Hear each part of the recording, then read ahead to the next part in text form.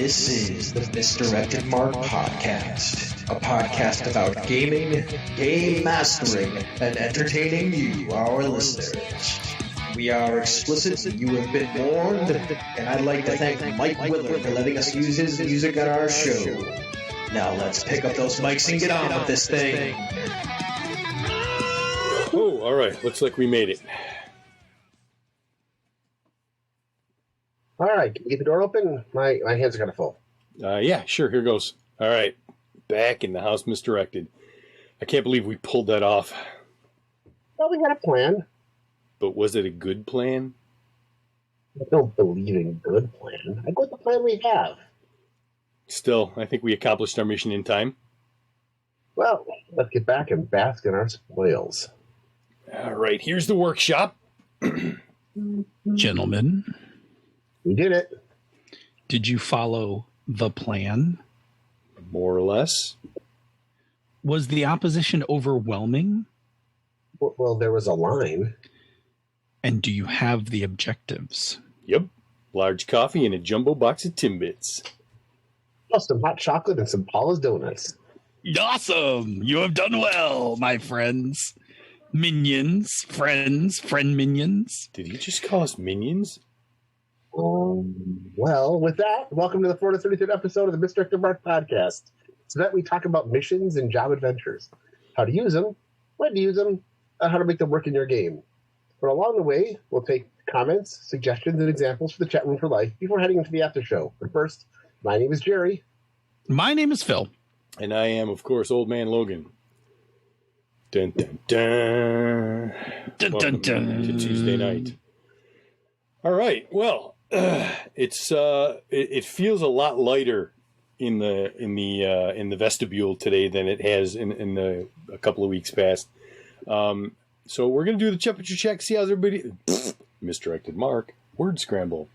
We're gonna see how everybody's feeling tonight. Starting with Phil. Yeah, I'm feeling pretty good tonight. I got like a little bit of an endorphin thing going. I got a bike ride in before dinner, which was nice. The weather was pretty favorable today, and my son caught me early in the morning. Like, there's that inertia thing you have to overcome. Yeah. So he like comes downstairs and he's like, he looks at me, he's like, Dad, he's like, he's gonna be like 66, 68 by, afternoon. He's like, you want to just take a ride after work? And I'm like, yeah, I do. Yeah. Like, yeah.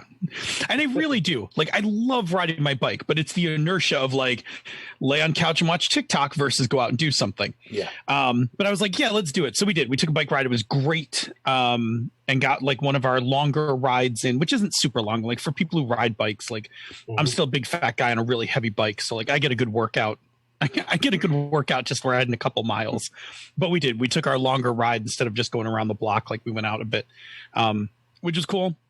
And it was fun. And I love riding my bike. So that was good. And mentally, I'm doing all right. I'm doing all right. The past couple of weeks, were pretty rough for me. Feel like I might be on the other side of it. I have a whole bunch of projects that are shutting down. And I'm to the point where I'm not worried about what's coming next, because that will make me depressed when I have to start thinking about like what what upcoming work is looming ahead of me. But for now, I'm just like, I'm shutting projects down. Things are getting completed. We're making progress, and I'm like, that's all I want to focus on. And then I want to go on vacation. I'm starting to line up my vacation. There you go. I have some tentative ideas. I have some tentative dates in mind, which make me very excited. And I kind of just ready to wrap my projects and then like blow out the door for like see you guys. When I come back, we'll talk about new projects kind of thing. So, all right. Anyway, that's a long way to go. Yeah. I'm sorry. I'm good. I'm a little chatty tonight, so beware. That's good. You can't underestimate the fresh air and sunshine either. Yeah, that fresh air, sunshine, and endorphins mix on top of the large iced coffee I brought to the show is going to make for a great combo tonight. There you go. All right, I myself am feeling pretty good physically. I had a mild allergy day. I only kind of felt them lingering in the background, and then like an hour before the show started, I started feeling the rumblings again of like it might be coming. So I prepped myself with some pills and pumped another coffee into me. Mentally feeling pretty good again. Sunshine and a cool breeze, and had a nice afternoon, which I will talk about in the one thing. So I'm feeling good. Jerry. Pretty good. This is one of the weeks I teach my 30-hour class. So I've been on for like 9 hours a day for the last 2 days, plus on my feet. So I'm physically sore. Just walking around on a hard floor and teaching class takes some time, but it's good. We have a good class this year. I'm surprised. Normally by day 2, I'm about an hour behind where I should be, and I have places to catch up. This time we're about 20 minutes ahead of schedule, and I'm not sure if it's because they don't ask a lot of questions or just because we're moving well, or I didn't run off on a lot of segues, but we're moving well, and that makes it a much more relaxing day, because this is the day that I do all of the what we call alphabet soup, which are all the different governmental organizations and how they interfere with each other, and it's how FIFRA and the FQPA and the FFDCA oversee each other, and nobody likes it. Nobody can follow it for a while. And we got out of it and everybody's in good shape. So I'm feeling pretty good. I'm looking forward to a fun show tonight. Awesome. All right. So let's roll on into the lobby for the one thing and get this party started. So today I had the pleasure of going to the car dealer and picking up my new car. Nice. I have been leasing for quite a while. I'm on my 6th lease in a row, I think, or 7th. And my 5th Nissan. And my 3rd Nissan Rogue in a row. And they sent me a message because I still had a year to go, a year plus on my lease. Around Thanksgiving of 2022 is when it was up. And they sent me a message saying that there's a high demand for low mileage, good shape used cars. And they know that I don't put the full 36,000 on my lease usually. I'm usually fairly well under. And I keep my cars in good shape. So they're like, oh, you are like, your cars, like you could eat off of your, like the interior of your car. Like, you are very good to your cars. Yeah. You also can tell you have no children. Yes. Yes, definitely. Yes. So they sent me a thing saying, hey, if you want, you can come over and talk to us. We might be able to get you a deal where we can get you in something new at no cost to close out the old lease. And I'm like, hey, I'll come talk, because they totally redesigned the Rogue for 2021. So I'm like, sure, why not? So I went out and I talked to them at the end of last week, and they got me in a new 2021 with a really nice package and closed out my old one. Nothing out of pocket, nothing. I'm paying a little more per month, but I got a nicer car because they redesigned it on the high end, like So I'm very happy, except for the one feature that they took away from the premium package and put in the Uber super expensive package, which is the seat memory, where you could just push a button and it would go to all the mirrors in the seat position and everything. So now if somebody moves my seat, I got to try and find that sweet spot again, and I hate that. But nobody drives my car anymore anyway, so the odds of that are pretty slim. You're one of the people. It's really it's funny because when we take road trips and stuff, like I'm always down for like doing some of the driving, but you're like, fuck it, I got this. And you just like, unless it's something super heinous where it's like a hard ride for longer hours than normal, then maybe I'm like, oh. No, then we get Jerry. Like Jerry's the ultimate road warrior. Like if you need to cover 12, 14 hours, like you get Jerry. That's Jerry's like Mad Max out there. Yeah. But yeah, that's so it was nice driving in a new car and playing with new features and tuning the radio and setting the presets and stuff like that. So good times with that. And it has new car smell, right? And it has new car smell and all that. So yeah, that's nice. That's snazzy. All right, so that's me. Jerry, what about you? I enjoyed watching The Nevers. It's on HBO. It's I think episode 2 is out now. It's basically Victorian X-Men. Sweet. It's England, and an event occurred, and now there's these people that are called the Touched, and there's kind of a discussion over. I think it's England, actually. It looks like England, and there's a woman in a wheelchair who runs an orphanage for people who have special powers. Well then. Well then, guess we're not even trying to hide it now. They just scraped the serial number off of that one. There's several evil touch that are out there trying to kind of rally people up to rebel. There's a Does one of them control magnetism? No. Just checking. Yeah, but it's close. There's a evil government guy who basically wants to vilify them and then make them it's okay that they're out there, but they should never never underestimate their betters kind of thing. There's a lot of it's HBO. So there's a lot of sex. It's also, you might like it, Phil, because it's queer as hell as well. So they don't. Yeah, there we go. And they don't make it into a spectacle. It's just that they're doing a lot of fun stuff with that. It's got a lot of good stuff in it, and the characters and their powers are fairly interesting. One person can sort of see the future. One person can see electricity, so she's an inventor. One can throw fire. One can just make people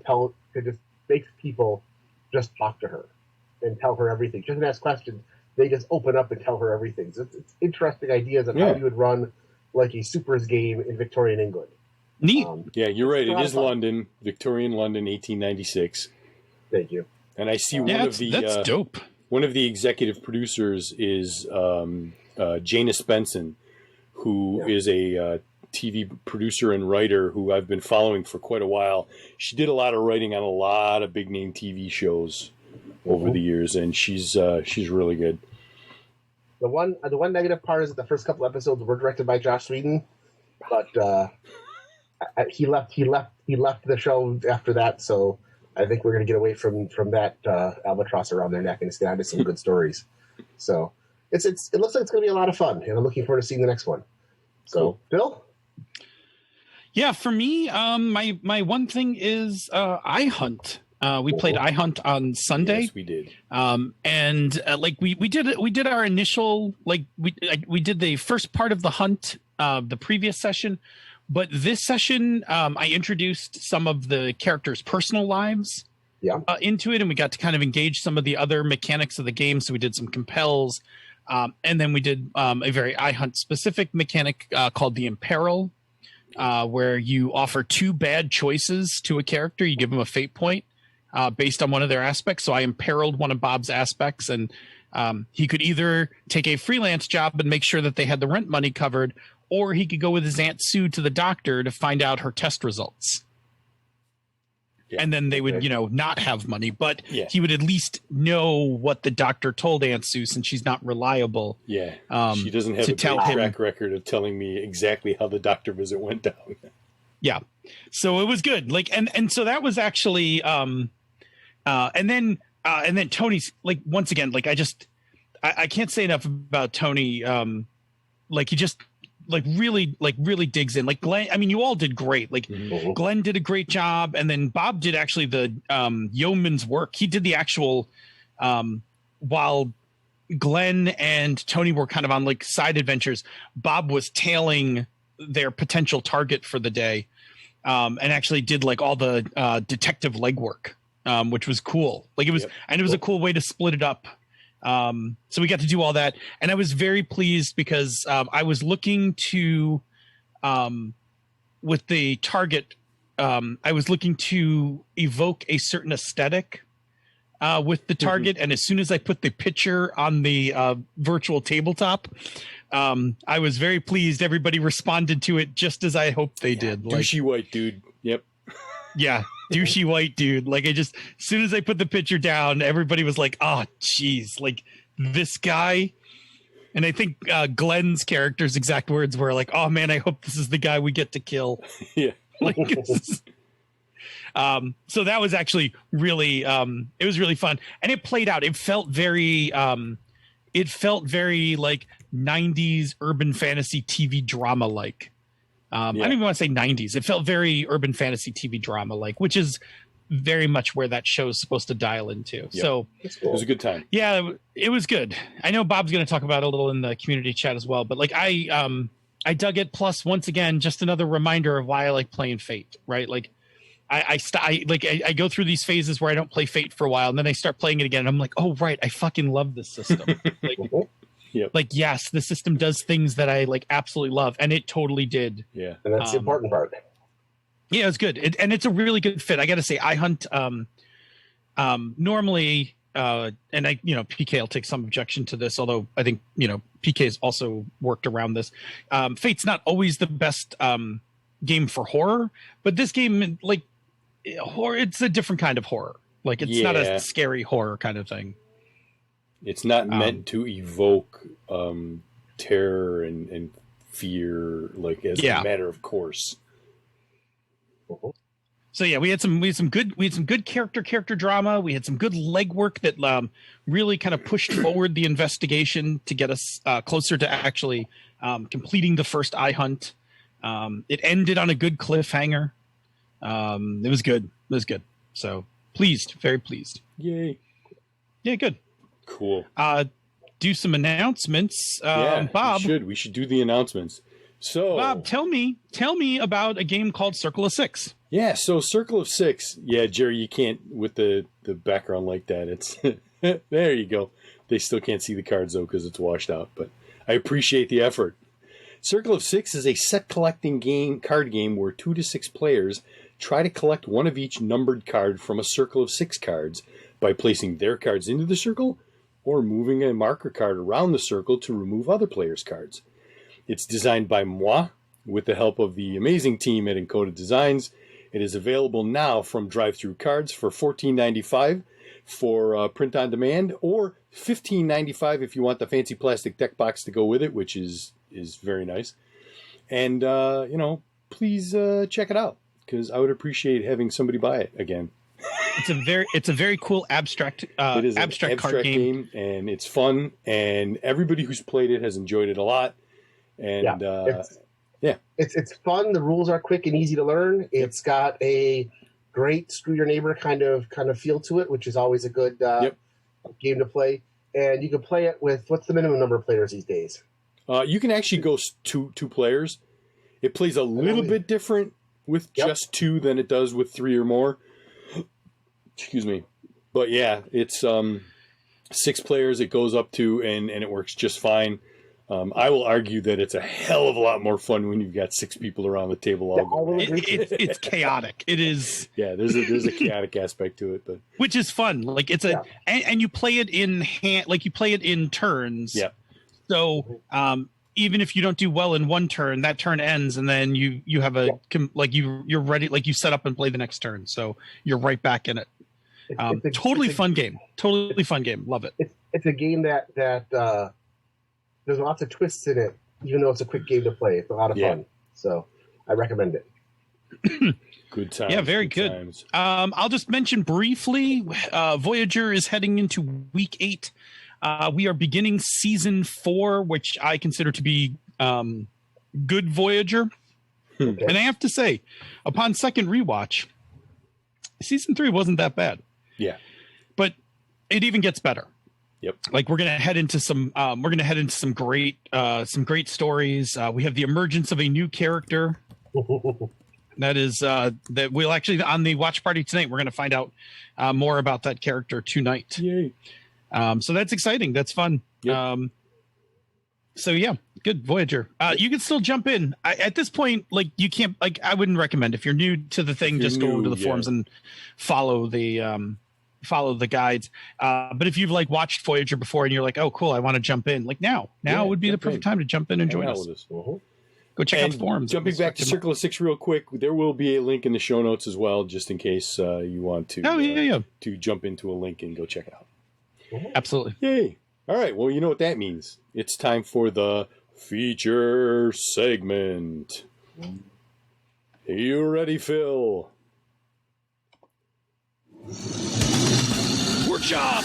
We're talking about missions. You're going to be assigned the mission. You got to go on the mission, complete the mission, and get back to base. Find out how you did, and we're going to make it all work in the workshop. Don't suck.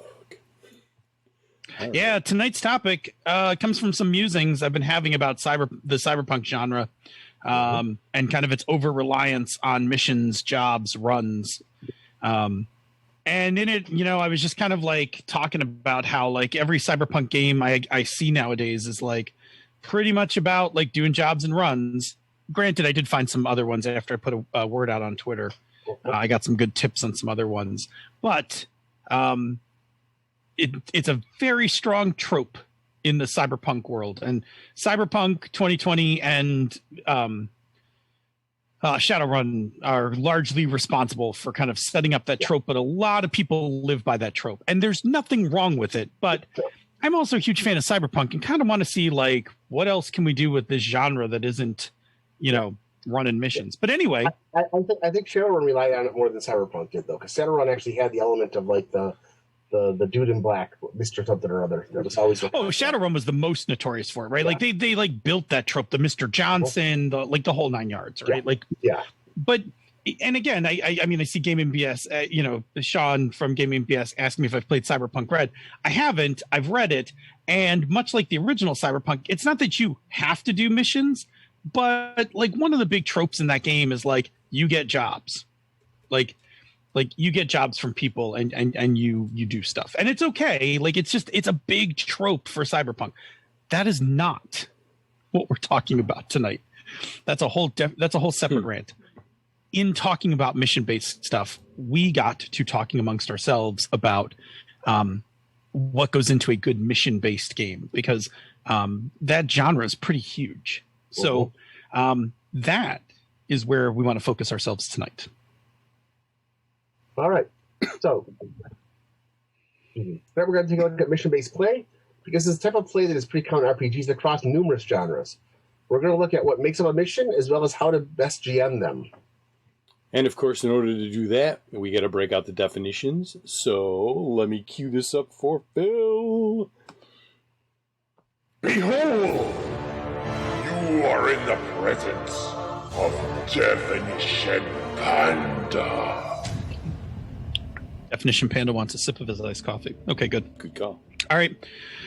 Obviously, we got to start with the big term for tonight, which is mission. Mission defined as an important assignment carried out for political, religious, or commercial purposes, typically involving travel. The typically involving travel part amuses me, but we'll get to it in a minute.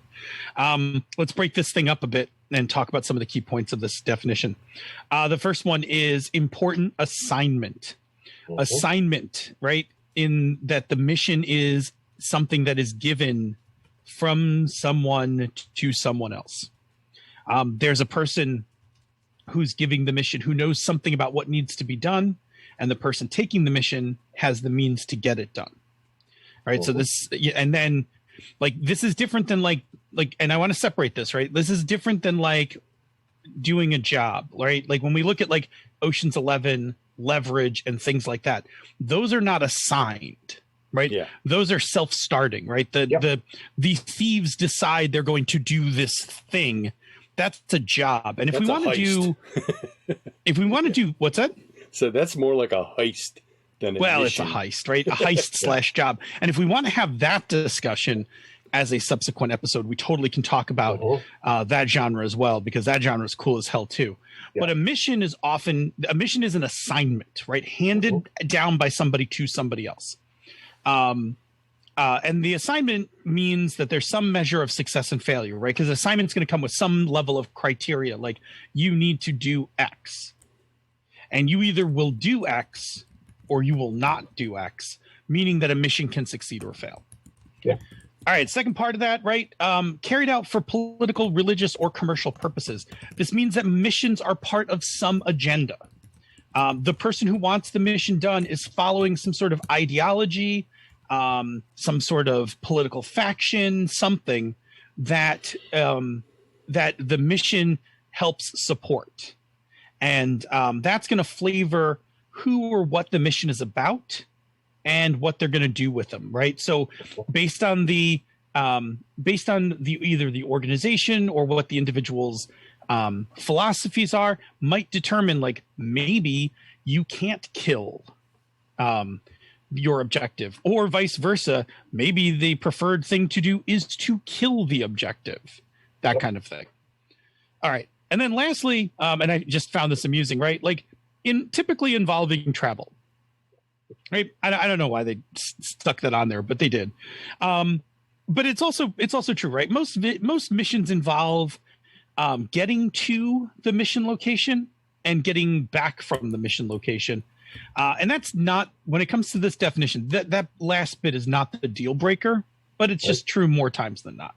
All right, so take all that, let's roll it up and talk about it in terms of an RPG. A mission then is a type of adventure where characters are given an assignment to complete to advance the ideology or goals of an NPC, typically involving travel. Sometimes missions are done for money. Sometimes they're just done sometimes missions are done for money because that's like part of the situation of the game, right? Like, hey, you do missions, you get money. Sometimes the game is set up where that's your job is to do missions, right? So if you're like playing like old school top secret, like actually old school top secret, I think you still got money. But like if you're playing something like SI or something, like your job is secret agent, like you get missions, you go do them. Yeah. Like if you're playing 007 or something like that. Yeah. But other times it might be like, hey, you're freelancers, we give you money to go do that. Yeah. Okay, so that's a good start, but we need to dig deeper. Jerry, can you get us started on the anatomy of a mission, the parts that make it up? Sure. We're going to talk about a typical mission, but there are infinite variations on the structure. But let's dig into a common structure containing most of the major elements in temporal order. Yeah, first part of this is you have to get the mission, right? The first step of the mission is that the characters have to be given the mission by somebody. Excuse me. This implies that the campaign section has been set up, such that the players do work for someone, an organization, a patron, some sort of deity. Somebody's giving them a mission. Yep. So in this phase, the characters are going to be given a couple of things. The first thing they're going to be given is the target, right? Who or what the characters are going to interact with. They're going to be given an objective. What needs to be done with the target? Steal it, kill it, ruin it, take pictures of the schematics, bring them back, whatever. Then another one that is semi-optional is the time frame, right? How long will the players have to accomplish this mission? And some missions are going to be time sensitive, while others will not, and give the players plenty of time to plan. Yeah, that's just an added twist, right? Like, so, sometimes you leave a mission open-ended, like, we want this guy killed, right? That's just wide open. Other times it's like, look, this prototype is going to be on display at this electronics show for 3 days. These 3 days, you need to hack it during those 3 days, right? That's it. Those are two, you can see where that time frame changes the focus of a mission. Yep. Okay. In addition to those things above, they'll be given some additional information about, they'll be just given some additional information to kind of round out what the mission parameters are. So it's going to be about the location, the opposition, what's involved, what's going to be, oftentimes it's going to be some of the objectives that they're going to have to overcome, things along that line. And hopefully it's good information. Yeah. And then they may or may not be given some assets to help accomplish the mission. They're given transportation, equipment, spells, programs, whatever that can help them work on the mission. Yeah. Like sometimes it's fun, the James Bond trope of going to CQ, right? If you're doing like a more military style mission, like maybe the thing that you're going to get is going to be like, here's how you're going to be inserted into, we're going to drop you in by helicopter, or, we're going to pick you up. Nighttime insertion. Yeah, exactly. Yeah. I'm seeing something interesting about this list, and that's in one of the games that I've played in the past that was a mission-based game. A lot of these things weren't being given to us. I guess why we were having such trouble with it. Yeah. So, yeah. I mean, we can talk about it when we get to the break. We can talk about what happens when those early things aren't clear. Yeah. It gets messy. All right, cool. All right. So after the players have received the mission, what do they do next, Jer?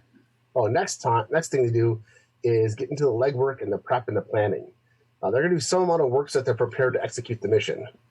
And the goal of this phase is for the players to feel ready to execute the mission. And during this phase, the players are going to be working on 3 main areas.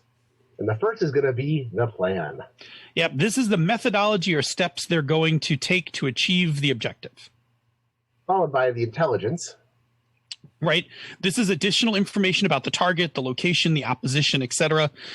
This is most often accomplished through some character skill checks, but you could also purchase some of this information. Like sometimes that's a thing you can just, buy. You can buy your way through. The intelligence is often used to feed into the plan, right? So that, you can't, you don't know what the security system is at the location. So you don't know what to do for the plan. So you go get some intelligence on the security system. And there are some games that have intelligence as a tradable resource as well. Yeah, exactly. We'll talk about that a little bit. And then we're going to have assets. Yeah, this is additional equipment, gear, etc. that's going to be used to support the plan and achieve the objective. This is usually stuff you purchase, but characters could also make their own gear. Like if that's a thing in your game, you can craft up your stuff, or they could be lent it by their patron or whatever. Like for instance, if you're running like a real heavy military campaign, you're not buying your military hardware. Like you're in your mission package, you're going to be told you have this hardware available to you, or maybe you could try to requisition something. Yep. All right. So this phase is complete when the players feel that the characters are ready to go and they start to execute the mission. Yeah, which leads us to execution, right? This is where the characters now go and attempt to achieve the objective by enacting their plan. This is going to involve all sorts of stuff, depending on what their plan is, right? Skill checks, role playing, pretty good chance it's going to involve some combat because players like to solve many problems, at the end of a gun. And I'm no exception. From time to time, I like to blow up and shoot my way through problems as well. Depending on their plan, depending on the outcomes of their skill checks and combats and things like that, the execution could go smoothly or not. But in this execution phase, there are a couple of little subparts. I don't know any better way to say it. They're little mini parts of it that are worth noting. The first is going to be the insertion. This is the first part of the mission where the players get to or get into the mission and they start it out. This is important. This section can color the rest of the mission. If it goes smoothly, they're going well.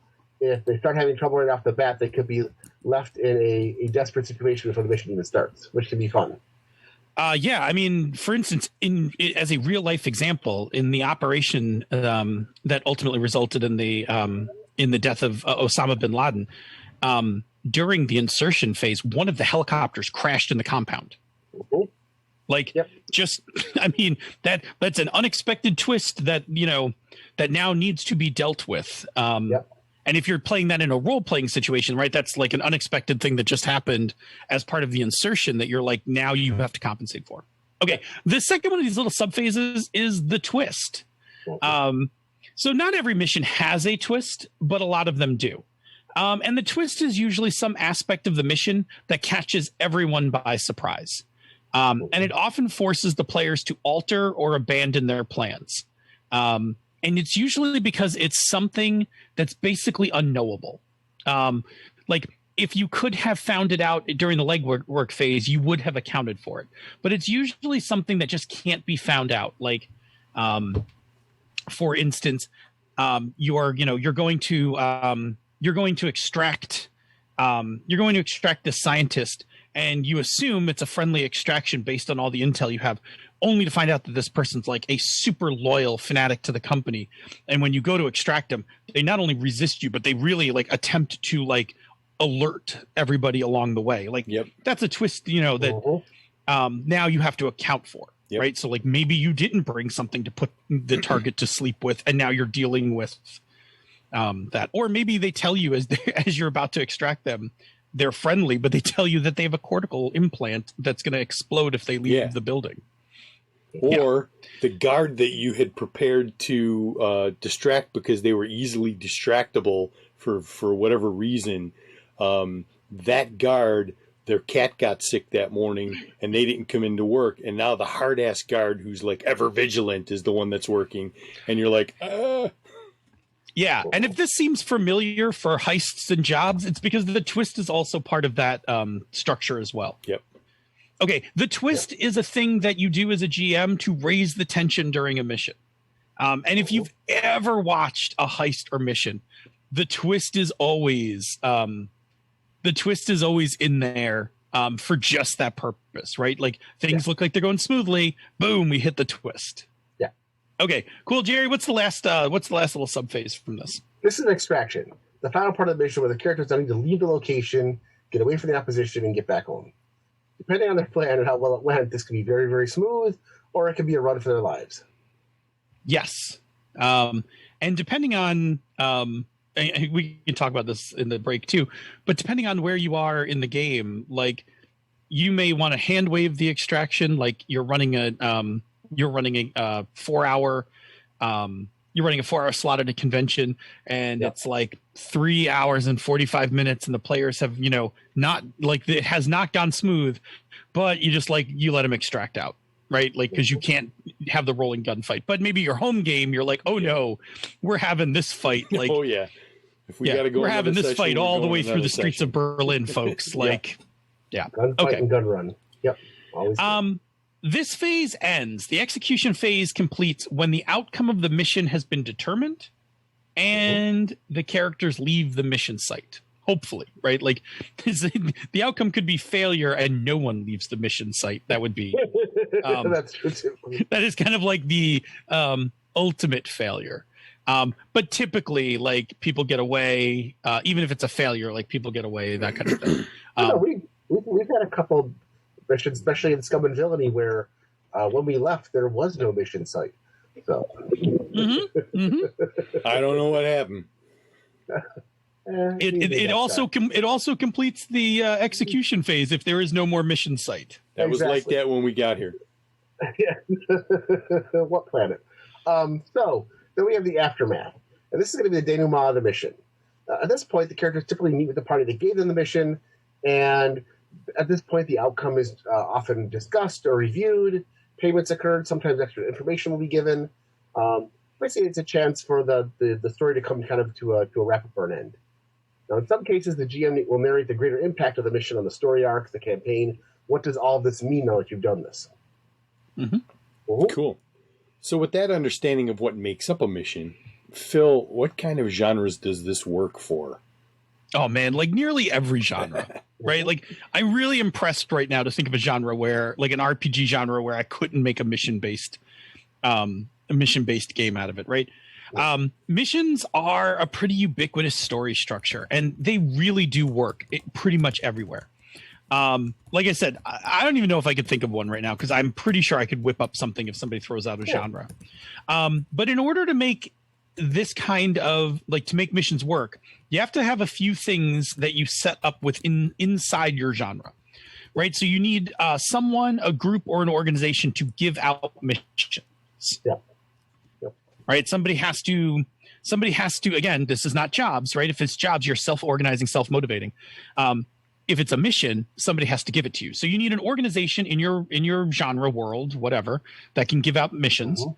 You need a situation. And by situation, I'm referring to Jason Pitt's for, mechanic, system, setting, situation, subtext. Situation is the thing that the characters do in the game, right? So you need a situation where the characters are inclined to take missions.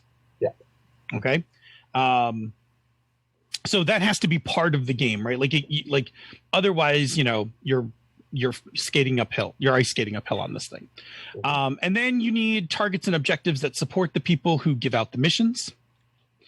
And then that's it, right? None of that's going to be super hard to put together. But if you are kind of like if you're like rolling your own setting or something, you got to kind of work these things in. But really, this works in fantasy, Western, sci-fi. It works in sci-fi like crazy. Yeah. It works in modern day. Avi threw out their slice of life games. Oh no, Avi, being an Uber driver or a DoorDash person is absolutely a mission-based. That is absolutely a mission-based occupation. somebody tells you to go deliver package from A to B. Yep. And whatever challenges occur. No. I say it can be done in a slice of life game. It won't be intense, but it'll be there. But a slice of life game isn't intense anyway. No, of course not. Yeah. It'll still be a mission, though. It'll still be a mission. All right. So if missions work in any genre, what about systems? Do missions work in any game system, Jerry? Pretty much. I've seen this run in pretty much any kind of system. That said, there are some systems that handle this better than others. The systems that do this better are ones that have mechanics that optimize some of the following areas. The legwork phase, like gathering intel, getting gear, and games that streamline or eliminate planning. And then there are games that are going to have preparedness during execution. This is the ability to simulate being prepared for the twist or other unexpected changes. So we're going to talk about a number of different games that do this well. Like all the Forge in the Dark games are basically designed around missions. The Sprawl is the PBTA cyberpunk game that handles things fairly well, and that's the one where for example, the Fixer, one of the things they get is assets and intel as they go through their prep work and just generate their missions each week that get spent. Night's Black Agents is basically designed around the idea that you're constantly going on missions being either given to you or that you're stumbling upon. And even games like Cyberpunk did it well, where they had ways to accumulate gear and resources along the way. So lots of different games make it possible. And almost all of these we've done have all been kind of modern games, but there are even fantasy games that can do this. And I've never seen a game that doesn't have an ability to be a mission-based system. So. Oh, yeah. Yeah, totally. Like I said, like you said, some of these just do it better. Yeah. Yeah. Mm-hmm. And of course, since this is a workshop, we need to give out some GM advice. What advice do you have for GMs who want to run mission-based games or even campaigns, Phil? Oh yeah. We got tips, man. We got lots of tips here. All right. Well, here we go. Here's a list of tips that are going to help your mission-based adventures go smoothly. Jer? Okay. All right. So first, make sure your players like the organization they're working for or have a good reason to take missions. And this is very, very important. I noticed you changed this from your comment to my comment. Uh-huh. I've played in a game where the entire game is mission-based and nobody in the party likes the group we're working for or trusts them. And that goes badly as it goes. We're going to discuss that a little later when we get to the second half of the show. But missions are packaged hooks. And your players and characters have to want to take those hooks. You have to either have them like the organization or have a good reason to take those missions. And if you're playing in a mission like this, make sure that if you're a player, make sure you take those hooks. They're brought out there for a reason. Yes. Take the bloody hook. We don't like the organization, but we take the hooks every time. So, all right, Phil. Yeah. Next tip. So make sure that so when you're giving the mission to the players, make sure the target and objective are completely clear to the players before you finish giving them the mission. Yes.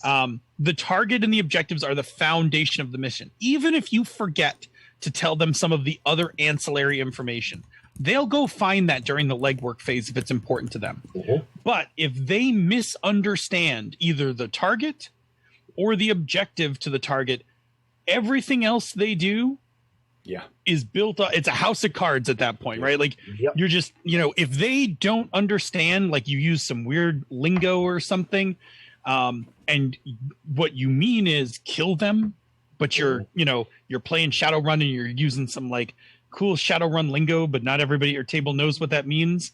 And they don't get that the objective is kill them. Eliminate and they take the off. threat. Eliminate the threat. Yeah. Neutralize the opponent. Right. Yeah. Neutral. Yeah. Kill the bitch.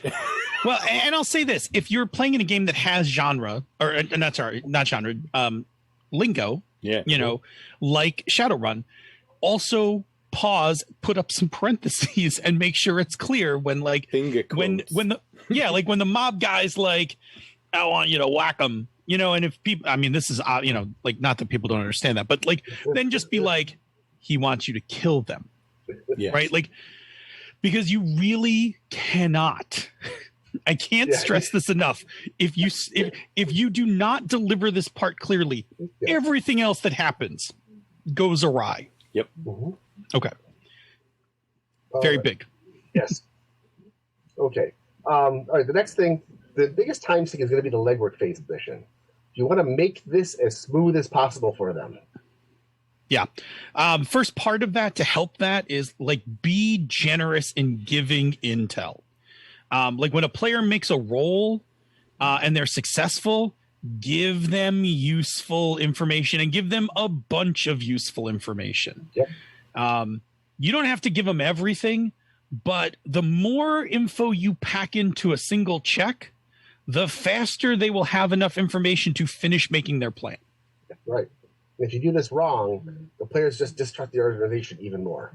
Right. If they feel like they're not being given enough information or something's being held back from them, then they're just going to distrust them as they go. It's a mess, right? Like if players don't think they have enough, if players don't trust information or don't think they have enough, they just generate more. Yeah. And that's why, like, a lot of people who don't like running mission-based adventures will complain that it's not the mission they don't like, it's the legwork they don't like. But also respect that if you're a player in a game, no one wants to drop into a mission site with bad intel or no intel. Right. Or misleading intel. Yeah, like that's fine when you're exploring a dungeon, but it's like different in the mission-based genre. Usually that site is, like set up to actually kill you, like in many cases. I guess a dungeon is too in that way, but it's different. I'll do the next one, and then I'll let you take the last one on the three here. The other one, which is kind of related to intel, is gear. Gear is there to help, but not totally remove challenges during the mission. Right. So you want to let them get gear, but you also kind of want to balance it with, like, you don't want them to be able to just buy their way out of every problem. Right. So, like, if, for instance, your mission site has this laser grid that your acrobatic thief has to cross through, and the players are like, oh, like, we're going to buy this custom, like, we're gonna buy this custom mirror thing that, like, we slide through and it makes basically like a tunnel by reflecting all the mirrors. Like, buying it is kind of weak sauce, right? Because it's just buying your way out of a problem. If the players are like, we want to build this mirror tunnel, which is going to be like a set of checks, that is cool. And you let that happen, right? But with gear, you're like, you want to let them buy bonuses, but not buy solutions. Right. And the way you modulate that is there's a limit to how much money they're going to be able to spend. Yep. There's a limit to how long it'll take to acquire. You can't just go down to to Lowe's and buy, like, a mirror tunnel that, negates laser grids, right? Like, no one's got that. Like, you gotta order that from, like, a dude. Now, wait a minute. There's a spy shop on Niagara Falls Boulevard. So I don't think that's what it's for. I think that's not the same, right? I have seen that place, but I don't think that's what it's there for. But anyway, like, how long it takes to acquire things might be prohibitive. Like, oh yeah, you could totally get that thing, but it takes like 6 weeks to build, and you're like, oh no, our window for this mission is in like 1 week. And then also, like, it may not be easy to haul around. Like, that's the other thing. Like, oh sure, you can get like an EMP device, but it fills up a whole van. Yeah. Right. Like, and again, the secret to gear: make life easier during execution. Don't buy your way out of problems. Yeah, you're not gonna find in a modern game, you're not gonna find a pocket pinch. Maybe in a sci-fi game, but not a modern game. Yeah. Jerry. So next section is planning.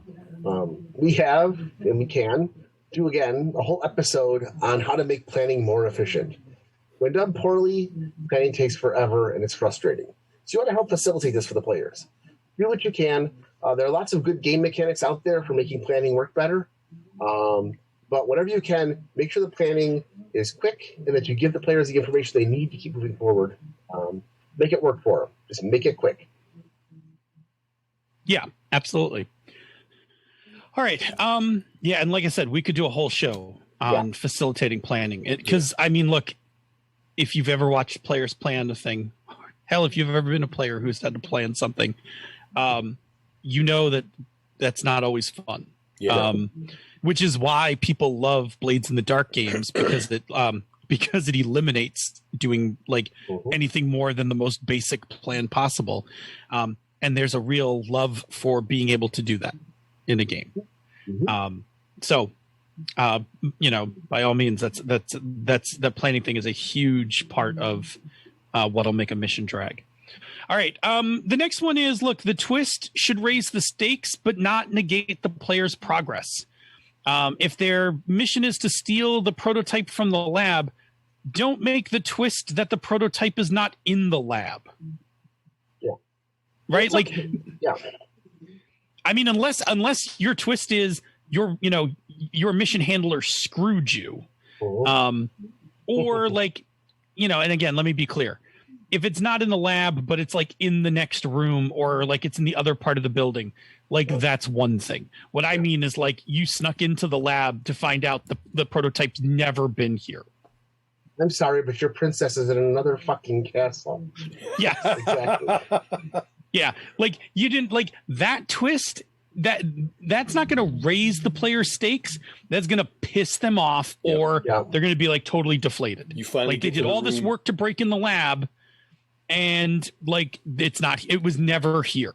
And you know what? They're never going to trust trust that organization again either. Yeah, you finally get to the room where the princess is being held, and she karate kicks you in the face. Yeah, it's like no. Oh, wait, no. That's a good twist. I will go with that 100%. That's some 80s video gaming right there, my friend. Yeah. I'm not familiar with that game. There's a reason why I nicknamed Karateka Crotch Kicker. Okay, I don't think that's what it felt like. But okay, kick to the crotch. That makes more sense. Yeah. Okay. I could see that as a better twist, though. You go to rescue somebody that don't want to be rescued. Yeah. That's okay. I can go with that. But if you go to rescue somebody and they're not even in the building, that's no fun. No, that's no fun. No. All right. I didn't mean to derail us. No, it's okay. No, I learned something new. I learned about a game I've never heard of. I like that. So it's okay if the players plan to thwart the opposition and they breeze to the objective. Yeah. That's okay. It's a sign they did a good job. So it's all right to have some things work their way as long as you have the twist somewhere along the way. Yeah, I feel like some GMs sometimes are like, oh my God, they're like their plan's so good. Like they found like the weakness. They made all their rolls. They're going to like totally get in and grab this. I should screw things up for them. Yeah, don't do that. Don't resist that urge. You know what players like? Winning. Yeah. Like, yeah. Every once in a while, regardless of what system you're playing, regardless of genre, you should give your players a moment where their characters get to be the total badasses that they are, and everything goes right, and they're like, woohoo!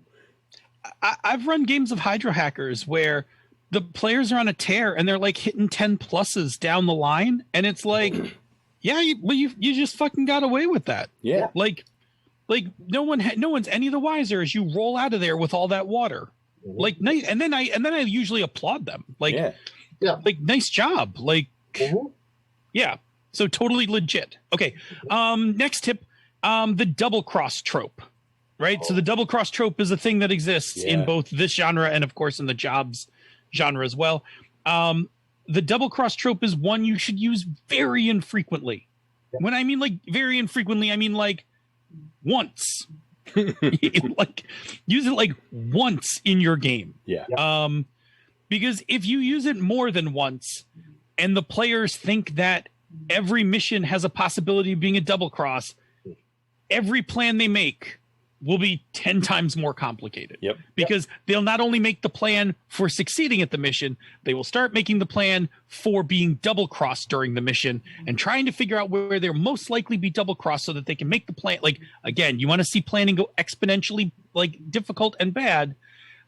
Make them nervous about how solid their allies, their intel, and everything else is. A double cross is a special moment in this genre.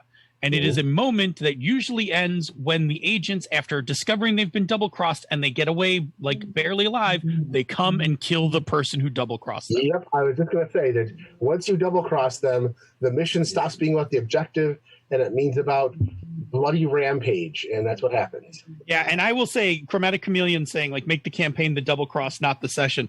I have seen games completely flip because once the double cross goes in, they're not interested in any of that other stuff. They're here to finish off that target. Yep.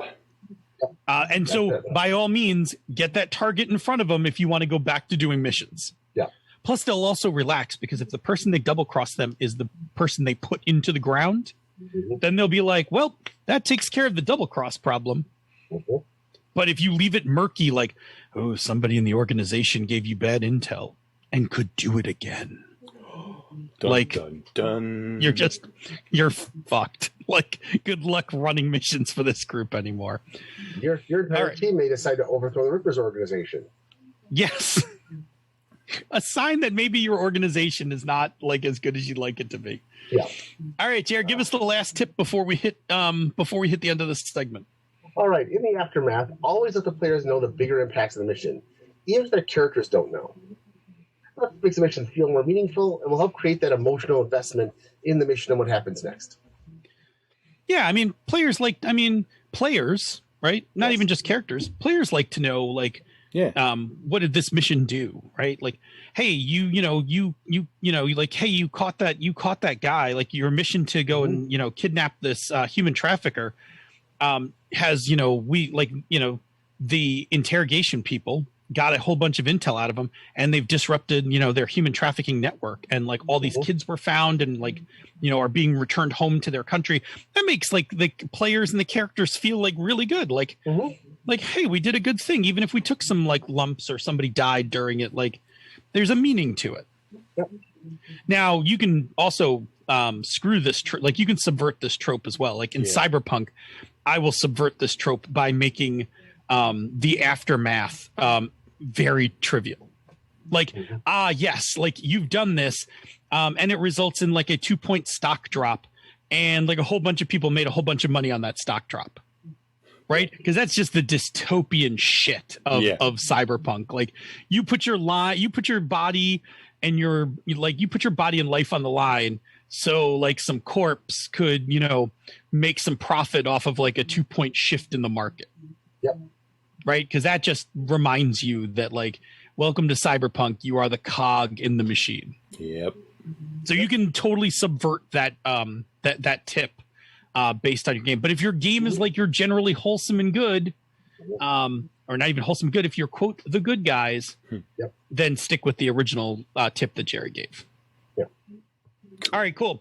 That's our overview of missions and some tips on running good missions. We're going to take a break, check in with chat room. But first, Bob's going to tell us about another show on the Misdirected Mark Network. Yes. Once again, the not long ago renamed Mastering Dungeons, which I think is a fabulous name.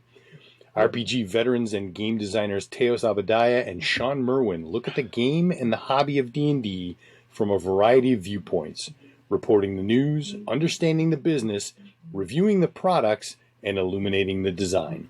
Whether you're a fan, a player, a DM, or a designer, Sean and Teos cover topics of interest to you. Check it out. I think it's a great show. Oh, cool. Yay. What we got going on? So Schmitty made a point to say that even if...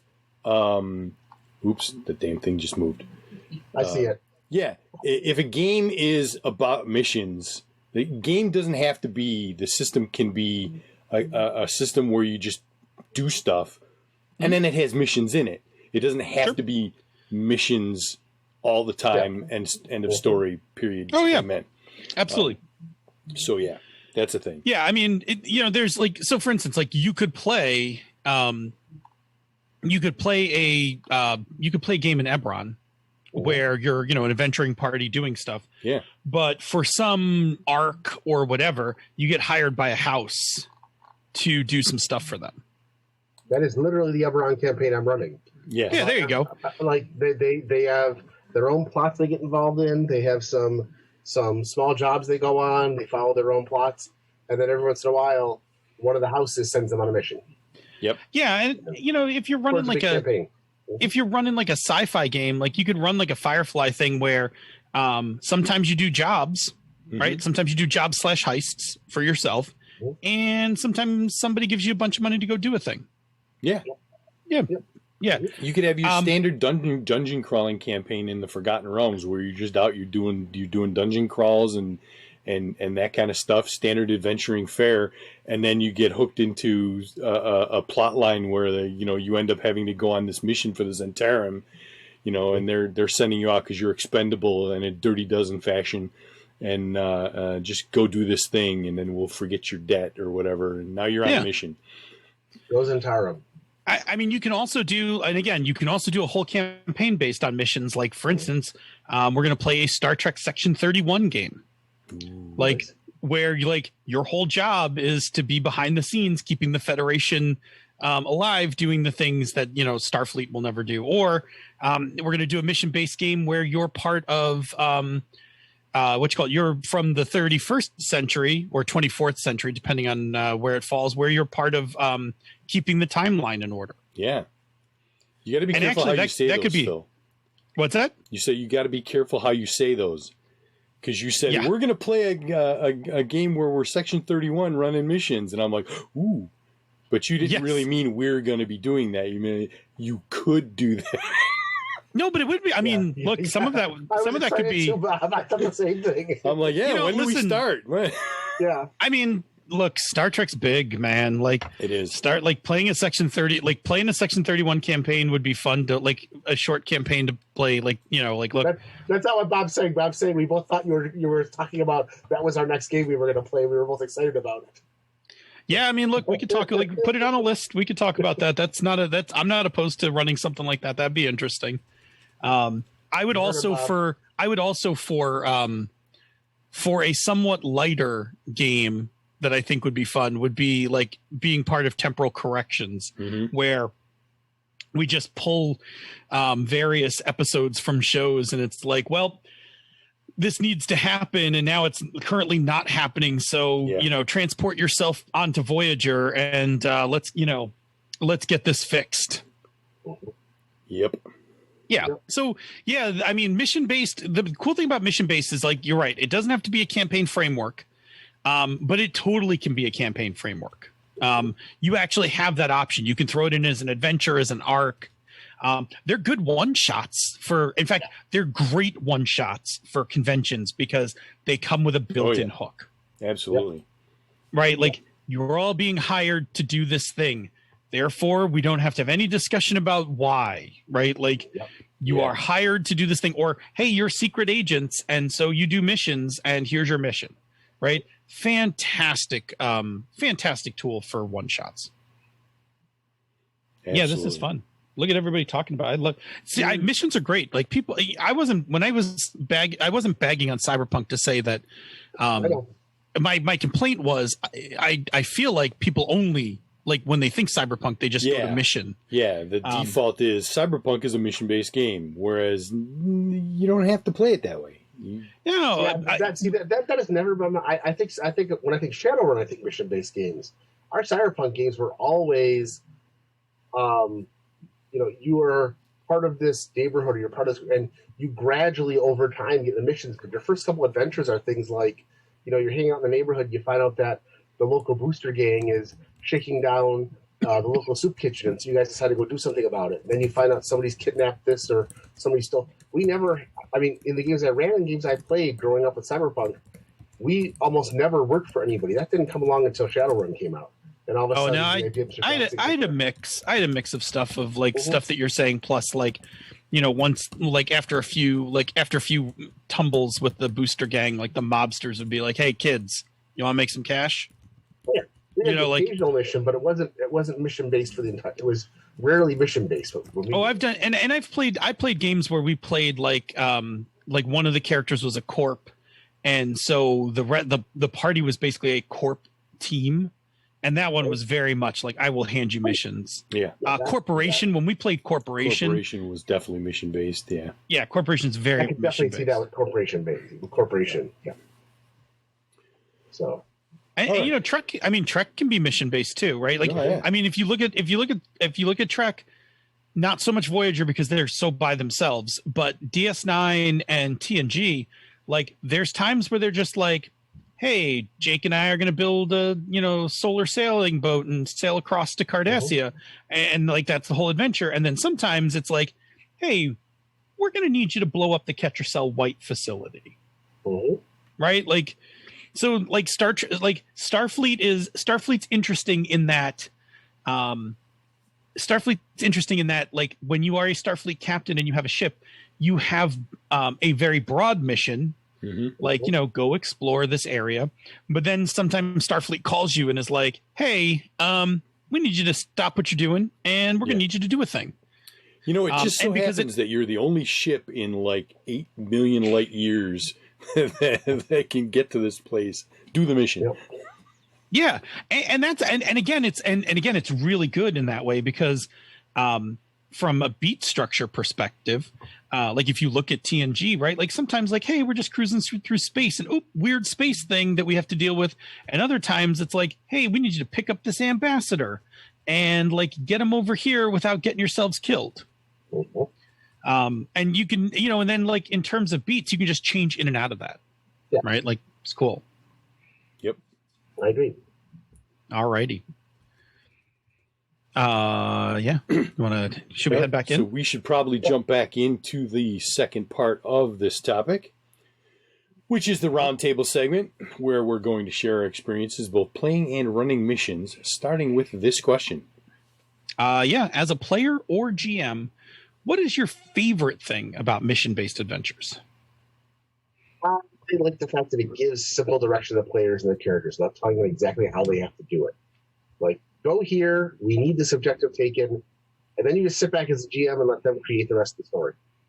You've got your objective, you've got your opposition, give them the intel, and let them kind of run with it and see what they're going to come up with. Because they're always going to surprise you with what they've got planned, what gear they want, how they plan to attack the problem. I don't mean physically attack, but just go at it.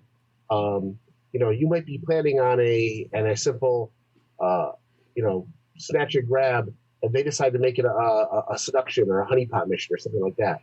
And all of a sudden, all bets are off. I love that. I love the fact that they've got direction, so they don't have to guess at what they need to do. It's just how they want to do it. They take it from there. That's what I like about it. Bob? I like it when the system makes it easier. Okay, so there's not much worse than spending hours coming up with a shitty plan and then going into the mission basically winging it because your plan sucked. When the system gives you tools to framework a plan without having to spend hours at it and then allows you to retcon, flashback, whatever, to fill in the gaps in the plan, quote unquote, that's the best. There are no bad plans, only bad dice rolls. Oh, there's bad plans. There's bad plans. I wouldn't have a job if everyone could naturally plan a thing. Yeah. What about you, Phil?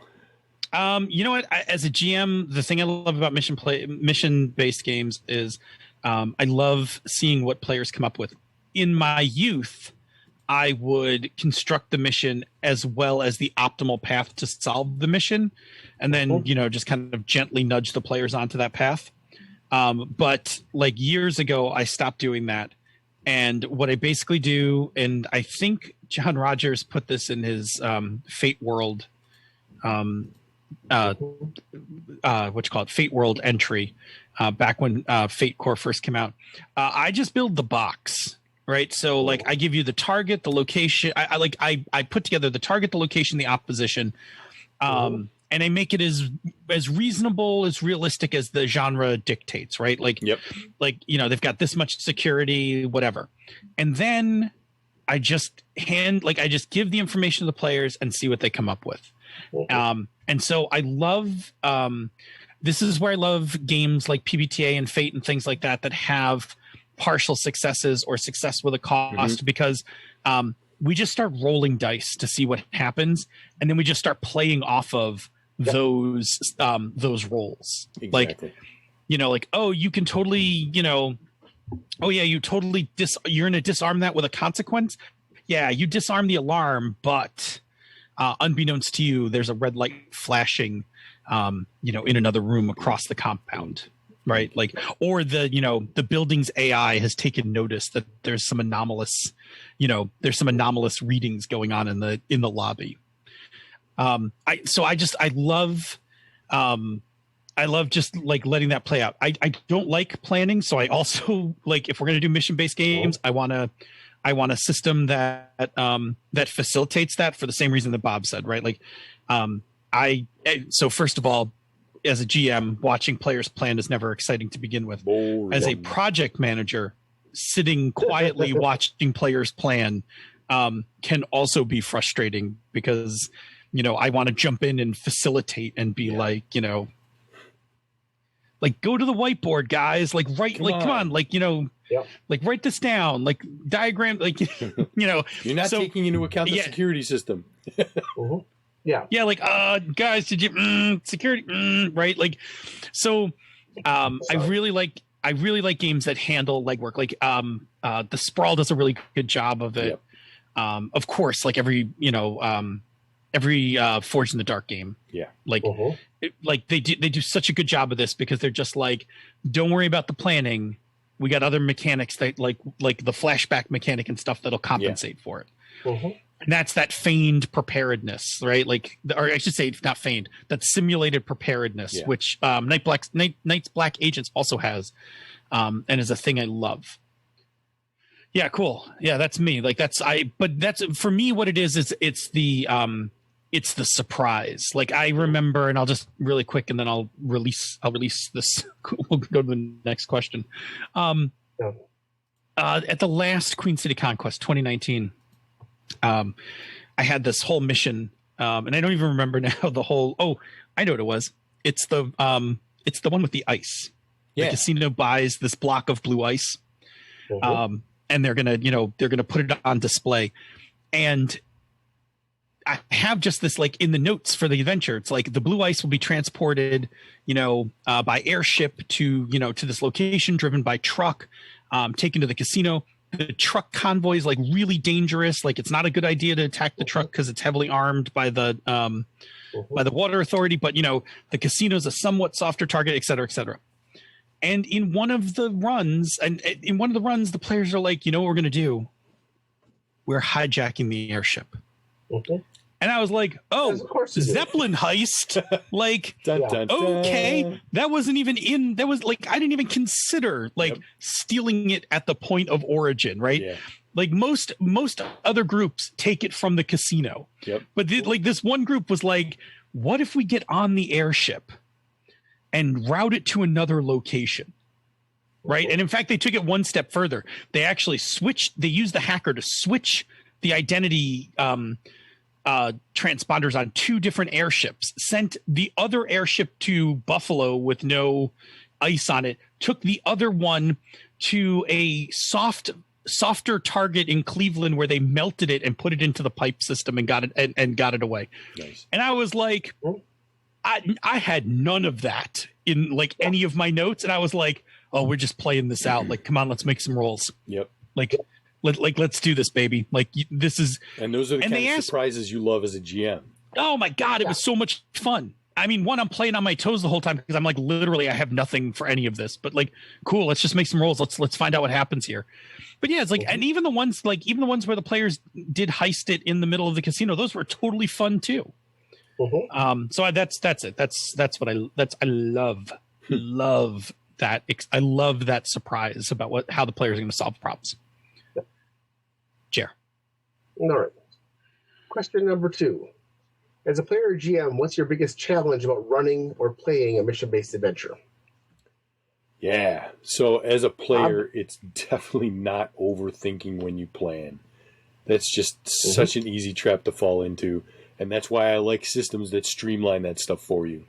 When you don't have to sit there and try and come up with a plan that feels quasi-foolproof, like you've got all the bases covered. If the system abstracts that for you so that you can go and do a flashback or a quick retcon, bam, you're good. If you end up sitting there for a whole session trying to plan something out and it's like, it's no, thank you, evil. It's so brutal. Yep. That's why I've adapted I think it was the Savage Lankhmar that had the heist mechanic, which was really basically players get 5 minutes to talk about the plan. After that, everybody picks what their skill roll is and makes a skill roll. And then for every success and bonus of success, you put a heist Benny in the center of the table. Then they go and they pull off their plan. And they can pull that heist Benny to take narrative control, do a flashback, have a piece of gear they need, whatever. Yep. That's it. 5 minutes of planning, then move on. And there's one, and I'm not necessarily going to call this a drawback to that, but the one thing that happens is once players do that once, they turn everything they do into a heist. And I'm not sure that's a bad thing. but anytime they can heist something, they will do it, which can be fun. But no, I like that. I think that you need to have some sort of system to streamline that. Yeah. Should we? Go ahead. We'll remind me in the we should talk about another game that's out for bundled holding this weekend. Falls right into this, so go ahead. Okay. Phil? Sure. For me, like my biggest challenge is like I'm not always good at making the twist hit hard enough. I often I become such a fan of the players that like if they're on a roll, like I don't even really want to jam them up with a twist because I'm just like, oh, you guys are doing so good. Like your plan's pretty good and your rolls are good, and I love your characters. Like, you know, so sometimes I hesitate, flinch, or I don't I don't drop the twist hard enough. Like maybe like instead of having like a room full of like a bunch of security guys, surprise them, I'll have like a guy surprise them, right? Like so they'll be like, oh shit, a guy, and then but like in a second or two somebody takes him out. Yeah, right. Like I never and I guess my other fear is, right, because the other flip side of that is that I'm gonna hit too hard. Yeah. Right, like you guys did such a good job, and then just like bam, like I just I hit you with like sleep gas that like had a DC that none of you could overcome, and like now you're all screwed. Okay. So the twist is always the hardest part for me. It's like getting enough twist without overdoing wrecking it. Yeah. How about you, Jer? For me, it's always trying to make sure that you make the organization someone they want to work with. And that's something that's important to do. Because you can try as hard as possible. It's just like trying to make an NPC that everybody wants. For example, I'm in a campaign right now where I and most of the players, at least at the time we were playing it, we don't like the organization and we distrust them entirely. To the point that at one point, while the GM was taking a bathroom break, we were plotting on how to overthrow the organization and or just slaughter everybody in it. And the problem was because we kept getting either lack of intel or bad intel over and over and over again. We never got gear. We were basically told, here, go do this mission, and we're giving you nothing for it. And by the time the number of times we went on a mission and found out that, we were being set up, we were being double-crossed, and we thought there was somebody in the organization that was working for the bad guys. It turned out that there were like 9 of them. At that point, we didn't want to work with them anymore. And we're kind of along for the ride because that's the monthly game.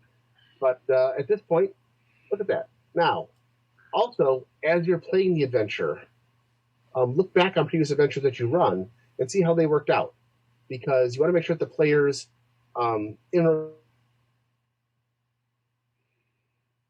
organizations that you underfunded. Did they ever feel like they had lack of intel? Did the villain get away again? Were there too many coincidences? I recently ran the Eberron adventure, Secrets of the Vampire's Blade, where the players are supposed to, big surprise, run out and capture a vampire. And by the time I got to the second leg of the story, I realized that the entire adventure was the players show up, the bad guy gets away. The players show up, the bad guy gets away. And it's nobody wants to play that game. So I had to rewrite the entire second half of it and change it so that the organization had given them enough information to kind of cut them off at the pass and reduce their resources and so on, and catch the bad guy at the right time. It's that kind of thing you sometimes have to go over. My video just froze apparently. Can you guys hear me? Yeah, we can hear you, but you're just okay. Good. Okay. making a weird face. Okay. Oh, what a lovely picture. Thank you. All right. So anyway, so I like to make sure the organization is something they want to work with, and make sure that the players keep getting the resources they need without overwhelming them, but make sure they have that intel, make sure they have that information, make sure that they want to work for that organization. Yeah, and I will even say if this. it's an enemy. I will say this: if you're rolling your own game, right? So you're not using a prepackaged setting. Invite your players to help build the organization. Yeah. Yes. Right? 100%. Yeah, look, we're making a clerical order here that you guys are going to work for. Let's talk about like which clerical order is it? Which, what god is it? What what's the goals of this organization? Because again, anytime that you let players invest, one, they'll love letter the stuff they want. Yep. Right. So they'll tell you like, our group definitely fights like demonic incursions. Guess what they want? Right. Like they want to go on missions where demons have, broken into this realm, which is great. Right. Because that love letter is that love letters, things that you can run for them. But also, if they help to build it, it'll align with their characters as well. Yes. Yep. Because you're right. Yep. Like if you have an organization where, you, the players are like, I think we should just murder the organization that's giving us missions. You're like, that's not good mission-based game. No. Yeah. Cool. All right. That will put us at question 3. As a GM, what is your secret sauce for running missions? I like locations, man. I like picking weird and interesting locations for missions. So that could be like a cool puzzle box location that's going to require some work to get into, right? Like a super secret facility that you got to kind of get through some layers of security to get into. But if I have kind of a type that I really like, I like putting missions in public places. Either the public place is a front or a cover for something. Like I love those. That secret world thing is like one of my favorite tropes. Or I like just like the players have to deal with the public. Like in that Blue Ice adventure, the block of ice is in the middle of a casino for a party. Yeah. Like it's not in a warehouse for you to steal. Nope. It's in it. Like it's going to be in the middle of the casino unless you intervene before it. But I like seeing how people are going to handle that. And and players like it too. Because like when you have public stuff, then you have disguises. Yeah. Yep. Right. You have, you have disguises, you have conning people, things like that. Right. So those are just like, those are just like fun skills for players to take advantage of. So I love like when I'm sitting there coming up with the social skills is a good. Yeah, especially if you're doing a mission-based game, somebody's the face, right? Like somebody's invested their points in social, so you should let them social. But yeah, like I will when I come up with a mission, like I spend extra time pondering, like what is this location? I don't know if you guys remember our first Sprawl, the first time we ran Sprawl, we ran that one adventure. And the adventure was to steal the most expensive bottle of scotch, right? It was delivered by Orbital to this hotel penthouse, right? So like, and then I went into like some, detail about like, well, what does the penthouse look like and the hotel, like, it's in public. You can't just smash and grab this thing, like those kinds of things. So location for me is really, that's kind of my jam when it comes to, and I'll admit it too, right? For jobs and heists and stuff, it's also my jam. Like it's one of the reasons why I love Ocean's 11. Right? Like I love the idea that you're going to steal this in the middle of like you're going to steal 3 casinos' money, like in the middle of fight night. Yeah. Cool. Jerry, how about you? I like to give them control of how the missions can be played out. I will plan my plot. The one thing I do like to do when I plan a mission is I like to at least come up with some idea of how I think they would do the mission. I'll throw it out the door, but I like to at least have some idea so that if they get stuck on ideas, depending on your group, depending on your groups, they might need some hints. You can give them some pushes.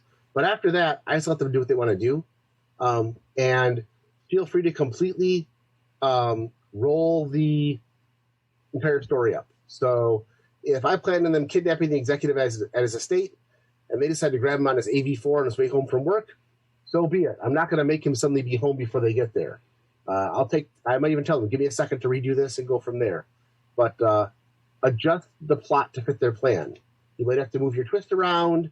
You have to change who they're going to be with, whatever. But just go with it and make the mission entertaining and make it feel like their planning and plots mean something. Mm-hmm. It's never going to go smoothly, especially if they go off what you expected, especially because they go off what you expect because you don't know where it's going. But it'll be entertaining for them because they feel like the things they did meant something. Even if the mission failed, they'll feel like they accomplished something along the way because their plan was working in one way or another. And I like that a lot. That's what I do. Give them control of how the mission's going to be played out. Don't force them. I hate to use the term railroad, but what people think of as a railroad, don't do that. Adapt the plan to fit what they're doing. So. Yeah, I guess the best way to say it is it's not so much a railroad as it's the big flaw that people have sometimes when they are GMing, like they're writing their own missions, is that they basically write the only solution to the mission. Yeah. Yep. Right. Like, so in a way it becomes kind of like a railroad because again, a railroad is when players' choices don't actually matter. So if you've built your fortress so that really the only thing you can do to get into it is to go down the air vent, you've railroaded that. Yeah. Right. Like if you've built your fortress and it has an air duct, but the players are instead like, you know what we're going to do is we're going to go to, like, we're going to break into this guy's house, steal his uniforms, forge some credentials, and we're going to go right in through the front door. Like, and then you're like, nope, you can't. Right. Like you get turned away at the door or whatever. You have to go down the air vent. Right. That's a railroad as opposed to just like, as opposed to having like one way to break into the facility is, you know, the air duct system. But like if you come up with something else, so be it. We'll do it. Yeah, it's two very different things. Yeah. And Jerry, you're right. Yeah, it's a good place for, you know, we're going to do this. You know, I plan on going to the air duct, but if they want to do this thing, great. How do you do that? Yeah. And we'll move with it from there. You know, give me that story. Let's run with this. Let's have a good time with it. You know? Yeah, I mean, usually I ask, like, what does this look like? Like, how's this working? Yep. Like, what are you guys doing? But yeah, you can totally create a mission where you've like, and I mean, as a middle schooler and early high schooler, like I have played and I probably wrote and run missions that were railroad missions. Oh, hell yes. Oh yeah. So absolutely. I want to mention before we cut, I guess we can basically say that because there's a question or a comment in the chat I really want to get to, but I guess we can just say as kind of a wrap up, like this, you know, this was our kind of look at missions and that, you know, if you're going to be running missions either as a campaign or as a one-off, like we hope some of these tips and tricks will help you. And now I want to just jump into the chat room real quick and address Chromatic Chameleon, who brings up a fantastic point. Yes. Missions are proactive adventures. Yes. Right. Missions are the type of adventure where you as the GM hand the objective to the player, and then the players have to kind of take the initiative to come up with the plan and execute the plan. There are players who don't enjoy doing that. There are players who want to be like more just along for the ride. And that's where something like a location-based adventure, like a dungeon crawl, or searching a derelict spaceship or something like that, works really well because that's a little more passive, right? Like you find the derelict spaceship, you know, with the distress beacon going off. Cool. We should probably like board it and see like what cool stuff is in there, or if there are people in trouble or whatever. Yep. You know, only to find out that basically you're in space dungeon, right? Like that kind of thing. And that's okay, right? Like that's a play preference, play style, right? And to drop drop a lot of missions on a group that doesn't dig being proactive or coming up with plots and stuff like that, you're not going to have fun because they're not going to dive in and want to like plan it up and do it. They're not going to have fun, right? Because they're expecting like that this isn't the thing they want to do. I will say though, it's worth having a conversation to find out what part of a mission-based thing they do not like. Because if they're like, look, we don't really want to come up with plans or something, you can just go find like that's your sign to like, cool, let me introduce you to a few games that do missions without plans. Yep. Right? Like that's when you make the argument like yes, but let's play Blades in the Dark. Yep. Right? Like, or let's play Scum and Villainy. Like, oh, you want to play sci-fi, but you want to like we can do missions without you having to do the part of the missions you don't like. Absolutely. Like cool, let's play Scum and Villainy for those kinds of things. But it is important to note that it is a proactive kind of thing. Like you hand it to the players, and then as a GM, you got to sit back for a bit and be reactive to the players as they search for intel, as they work on their plan, as they acquire gear. And then once they're ready and they jump into the execution, like then you're back into like a more traditional, like you're doing this, I'm doing this, back and forth kind of thing. So it's worth having that conversation. And if you have a group that doesn't like missions, it's worth talking about like, what don't you like about missions?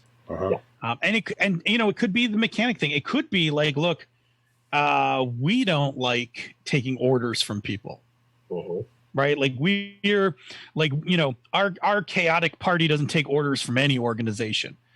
In which case, may I introduce you to jobs and heists, right? Like, how about cool? Then like we're not going to have an organization that tells you stuff. How about you guys tell me the things you want to do, and we'll like, and I'll write up those like sites, and you can like go at them.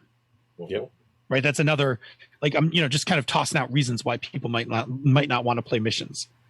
So yeah, like there's options. There's ways to deal with it. But I've had groups in the past that have been very much like, I don't want to be proactive about anything. I'm here to cruise through the story. Get chop, tell the story, Phil. For a while I did that. And now I play with a different group. So So it's definitely like, again, like with everything, right? So here's the thing I've realized, right? All universal GM advice is basically talk to your players. Our job now is to help you know what to talk to your players about. Exactly. Ultimately, you still have to go talk to your players. But perhaps we can arm you with better questions and better ideas of what they might not like, or what kind of questions to ask to tease out what they don't like. Exactly. Cool. I just wanted to get that in because I saw that I saw that comment go by, and I was like, oh no, we got to talk about proactive games, because that's cool. We need to do that. Senda also regaled us with a description of one of her not great college gaming experiences. It wasn't a mission-based thing, but the DM put a trap in a room to which he had not planned a solution. He wanted to see what they came up with to get out, but he also let them fail every single roll and skill they tried to get out until 30 or 40 minutes later. They were all absolutely frustrated, and he had to Deus Ex Machina them out. And they were all like, what the hell was the solution? And he said, oh, there wasn't one. That's the GM. I could do a whole show on everything wrong with that scene. That's the GM trying to be clever, and he's not. Right? If you think you're being clever, you're not. At the moment where you're like, I'm going to design this trap, and then you smile to yourself and you're like, that has no solution. Stop right there. Hit the backspace button on your notes. Backspace up and write in. Yes. Bad. That's bad. Some kind of solution. Yes. Oh, or I mean, but the other part is like, I'm not going to have a solution. I'm going to wait to see what the players come up with. Then you have to pick one. Like the third one. Or roll it. Here's what you do. You roll a 6-sided die behind the screen, like when they walk in the room. And whatever the third, like I roll a 3, whatever the third person says, that's the solution. That's exactly it. You got there's no solution. And then you Deus Ex Machina. Oh boy, bad. Yeah. There's a lot to be problems with there. There's like, it's an onion. That's an onion problem. Yeah. Like, there's many layers.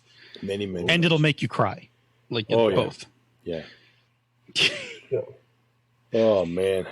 Oh man. Like, I mean, look, this is why we do the show. Yep. These things still happen. This is exactly like what these. Show. All right. So Jerry made a note. We should talk about one more game that kind of fits into this this topic. Not kind of. Well, kind of, because it's a heist game. Yeah. But it works. Before we hit in the conversation corner. Go ahead, Jerry. Today on Dusk, and I believe until tomorrow, on Bundle of Holding, they're doing Dusk City Outlaws. And Dusk City Outlaws is literally a game about heists. And the bundle has the core game, I think, has the core game and 4 heists, and then if you go for the larger one, you get extra heists. It's a really fun game that involves players. The players plan the heist. The GM picks a couple twists and puts them in, and then you pull off the heist. And so it's about doing all sorts of strange and fun adventures. I believe it's a fantasy setting for the initial one. And I was going to actually sign up and grab it today. But it's a really good deal if you want to do heists or learn how to run heists. Play the game a couple times. Yeah. It'll teach you how to do heists real well. It's a really fun game. It's kind of a half role-playing game, half board game. Yeah, They're that's the big draw of Dusk City Outlaws is it's kind of like you open the box and you just go. It's got everything you need to just put it out on the table and run. I'm kind of curious about what the PDF version of that will be like. Yeah, it's a little more... I remember playing it, and I think we did it all with like dry rates cards. I don't think we did anything besides you can do it. Cards.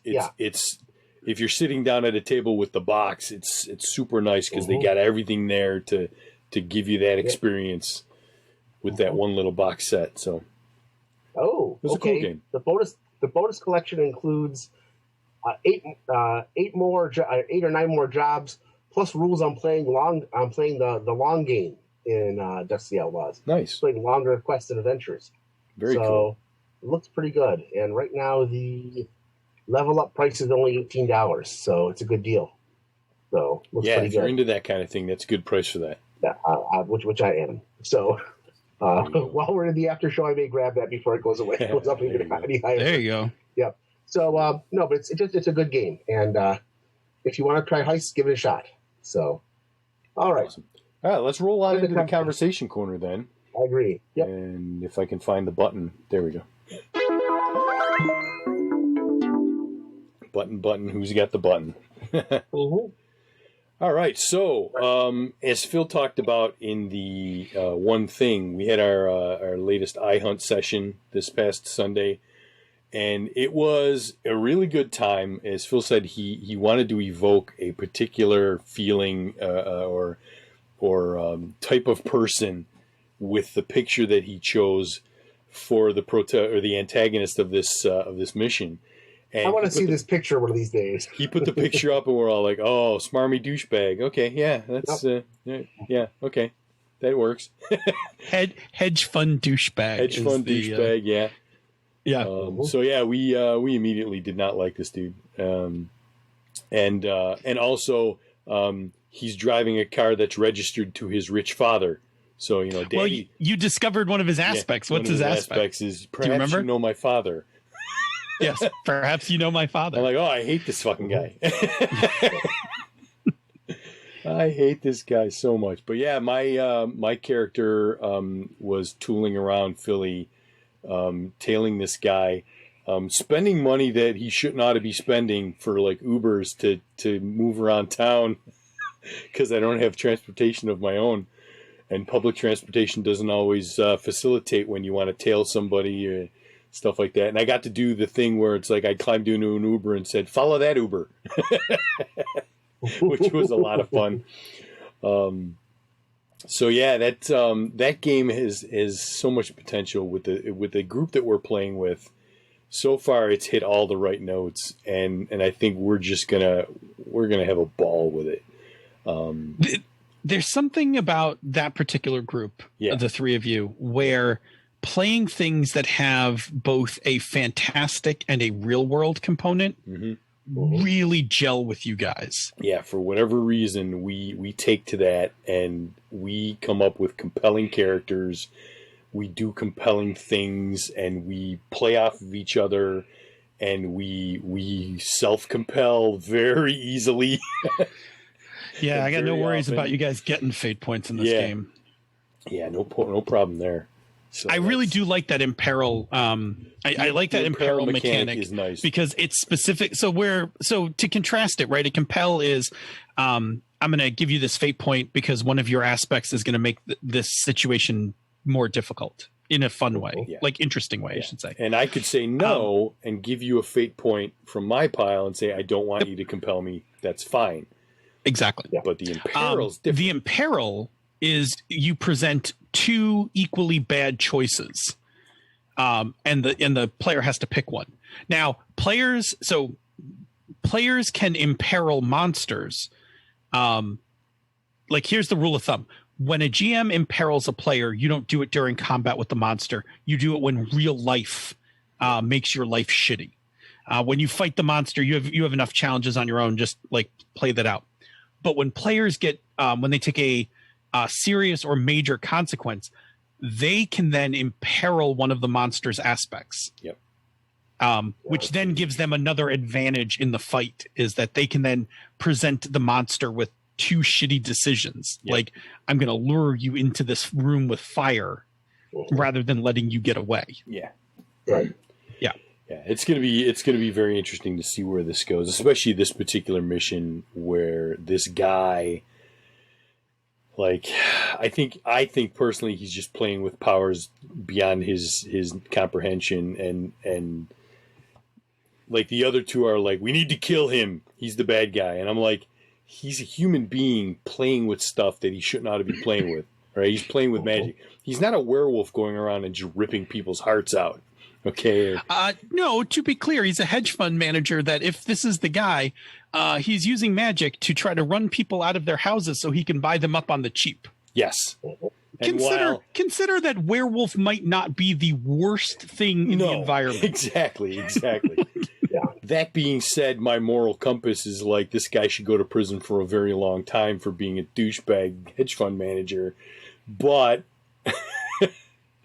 I don't know if we can particularly get him thrown in jail for, this magic use stuff is something that the police just probably would not understand. One, they'll probably not, but two, do you want to let that douchebag into the illegal system? No. With all that privilege and money? No. Because he'll skate because his daddy's rich. No, and that's and again, that's part of part of iHunt, right? Yep. Is that part of the horror of that game is capitalism. Yep. Right? Like you live you basically live in society, but you're super poor and marginalized. So like, who's going to listen to you? Yep, exactly.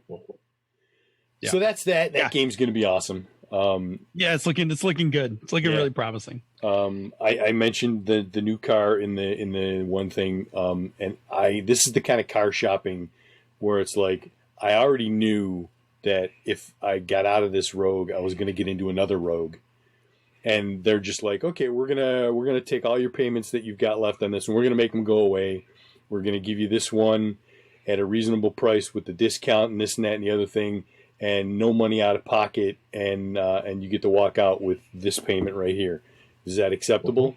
Yeah, I like that. That's good. And then I signed all the paperwork and I was done.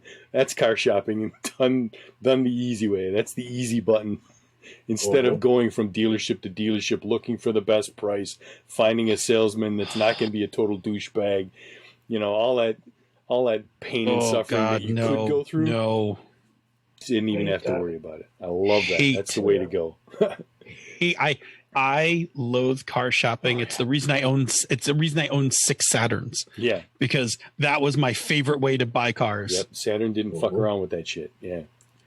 They're just like, what do you got? Price. How much money? Like, that's why I'm seriously tempted as much. And I love West Her, right? So I'll give him a shot. But honestly, I'm like 10 seconds from like the next time I buy a car, I'm like ready just to go to Carvana. Like, I'm ready to just go to a web page and be like, I can spend this much money. I have this much money to put down. I need, 4-door sedan. What do you got? Yeah. Plus, Cool. I'm Let's super buy that. curious about, like, do we have a fucking car vending machine nearby that you could go put a big coin in and it's Right? That thing's dope. Like, look, if I could also do that, that would be cool. But even if the flatbed just shows up and and drops the car in my like front, like in front of my house, also cool. Yeah. I would love to, after my last car buying experience, I would love that so much. Yeah. I feel bad for people who are car salesmen who have like a career in car salesman. I honestly, like, if you guys would run things like the Saturn, I would just come to you guys. And I did. My Saturn guy, I had the same Saturn guy for like 15 years. And I loved him. Like, he was great. And John and I, like, I'd come in, we'd do the paperwork on a new car. I just don't want to play games. Yeah. I don't have any time. I don't really have any inclination for it. I'd rather just walk out. Yep. My father loves that stuff, right? My father like plays it like a sport, right? Yeah. I don't know if he still does, but in his youth, yeah, like for him, like he would get excited when it was time to buy a new car because he just wanted to spar with these guys. Yeah, he gets right? to go do the dance. Like, yeah, and I'm just like the pseudo communist in me is like, look, you need money, I have money, I want to spend this much. If you have a car that's this much, I don't even want to bleed you on it. I'm happy to spend this much for a car. Yeah. Yep. Like, how about we just do that? Yeah. Right. Like, I'm not going to try to get you to go below MSRP. Like, and you're not going to try to sell me a car I can't afford. Right. Like, let's just meet right here and let's just not bullshit about this. Yeah. See, that was what it was like when I had the old Chrysler dealer I dealt with, but now he only sells Volkswagens and Audis. Yeah. And even the salesman I met with for my new minivan, he wasn't too bad, but as soon as the sales manager got involved, we almost walked. I mean, it was bad. Yeah. These guys always treat me right, so I'm happy with them. So yeah, no, I'm I gotta find a better Chrysler dealer in our area. So. So I had quite the adventure over the last couple of weeks, playing a lot of Valheim, and my system, the video card that I bought for my computer when I got it, I didn't pick huge specs because I thought to myself, I'm never going to play video games. I don't play video games. I'm going to play Minecraft. So as long as this thing can handle Minecraft, I'm good. Whatever. Until I started playing Valheim, and then I'm like, the GPU on my video card is like constantly pinned at like 98%. The fan's working overtime. It sounds like an aircraft carrier or an aircraft trying to take off. And I'm like, and I keep getting like stuttering and jitters and crap like that. So I had to turn down a whole bunch of settings, and the video settings were so low that Jerry's constantly going, oh man, look at all these ferns that are coming up through the floorboards. And I'm like, what ferns? I couldn't see them because my video settings were turned down to the point where they didn't show them. Oh, so I was like, I'll get a new video card, no problem. So I looked at the specs for my current one. I found something that had similar specs that would go in the slot I had, yada, yada, yada, twice as much RAM, better throughput. I'm like, I'm gold. What I never expected was that the new video card would require external power because the existing one didn't. So now I need to have a power cable to plug in. Well, my power supply doesn't have one of those for this video card. And then I'm like, now what? And this is a case that's designed for a particularly low-cost power supply that's long and thin instead of square. And I couldn't find one that would fit in there that had... Long story short, I didn't think I was going to be able to get this done. But I had one serial ATA connector on the motherboard that was open for adding another hard drive if I wanted. I bought a power cable for that. And then I bought an adapter to go from that serial ATA to the video card plug that I needed. Put the new card in, plugged it in, bam, it's working great. it's doing its thing. I'm like, all right. So now I've got my settings turned back up. I can see the ferns and the grass and stuff again. The video card's like around 70, 75%, depending on what's going on. I'm like, all right, woo. So that was nice. At one point, I thought I screwed myself so bad I'm gonna need to buy a new computer to play this video game, and I'm like, ooh, I don't have to. So that was awesome. It was funny listening to you as you're like, oh my god, I see the ferns. I'm like, yeah. Wait till you see the red flowers. The orange flowers. The orange flowers that say, this is plains, don't come here. Yeah, that's because right now I can't see the orange flowers. Yeah, I'm like, Bob, don't go any further. There's orange flowers over there. I don't see the orange flowers. Yeah. Just come back. Just trust me on this. Now I have that visual cue that I should not go any further. Yes. And then the last thing I want to talk about is there have been out of so many TV shows over the last 10, 15, 20 years where the writing is like, some of them the writing is really good, but you know, the you can tell that the writer's room is kind of like the composition is kind of stodgy, kind of like basic, you know, they're telling good stories, but they're all basically samey stuff that has been done a bazillion times. Mm-hmm. I don't know who's in the writer's room for the new Magnum PI, but we're in season 3 and these people are killing it consistently. Topical stuff that's relevant to the current day and age. They lean towards the left, so I'm sure the people on the far right would be like a bunch of liberal bullshit and they don't like it, but they have a lot of stories that are about veterans and helping veterans who are in bad circumstances and stuff. They had one where a vet came home and he felt like he made a deal with his buddy to come home on leave when his buddy was supposed to come on leave. They swapped, and he went home on leave, and then his unit got jacked, and they got killed. Oof. And his buddy would have lived, and his buddy had a wife and a daughter at home. And he felt so guilty he was going to commit suicide. And it was a hugely compelling tearjerker story that it had a happy ending. This is Magnum PI? This is Magnum PI. These are like the side plots in the investigations. Like, you know, like the guy came home, the wife found out that the guy came home, but he never showed up. And then like, you need to find out why he's home because he wasn't supposed to be home. And where is he? And then they find out all of these things as they're doing their investigation and whatnot. They've got stuff about like a teen that got pregnant and she didn't think she could handle it.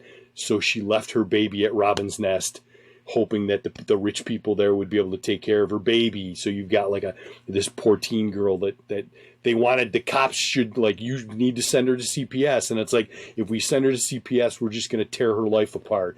Maybe if we find her and we talk to her and find out what her extenuating circumstances are, we can figure this out. And at the end of the episode, they're all like, we want to be part of your life going forward because we feel like you could use the support.